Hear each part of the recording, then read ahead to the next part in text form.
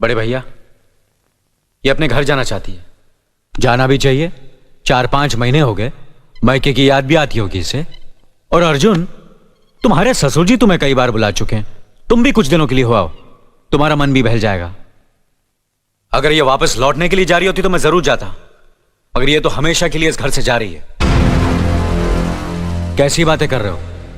अगर तुम दोनों के ख्यालात एक दूसरे से नहीं मिलते तो इस मामले को घर की 4 दीवारी में बैठकर आपस में सुलझा लेना चाहिए। बहू शहर की पढ़ी लिखी लड़की है, उसे गांव की रीति रिवाज के बारे में क्या मालूम? यह तो तुम्हारा फर्ज बनता अर्जुन कि तुम उसे हमारे तौर तरीके सिखाओ। सिखाने से कोई फायदा नहीं बड़े भैया, ये खुद को इस माहौल में डालना ही नहीं चाहती, इसलिए भेज रहा हूं। अच्छा, तो तुमने फैसला भी कर डाला? बड़े भैया, बात यह है कि मैंने मीना को, तुम बहुत समझदार भी हो गए हो ना, तो फिर तुम्हें इतना तो समझ लेना चाहिए, अगर बहू अपने आप को बदल नहीं पा रही है तो तुम बहू के मुताबिक बदल जाओ।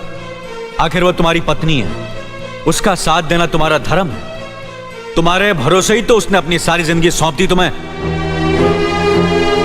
अर्जुन, मेरे दर्द पर तुम तड़प उठोगे, तुम्हें तकलीफ होगी तो मैं रो दूंगा, क्योंकि हम दोनों एक ही मां की संतान हैं, खून का रिश्ता है हमारा।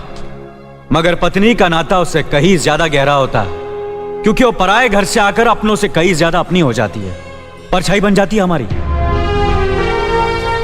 पति शरीर है तो पत्नी उसकी आत्मा है। पत्नी ही पति के जीवन को सही अर्थ देती है, उसे कामयाब बनाती है। पत्नी के बगैर पति बेजान और बेमाने हो जाते हैं।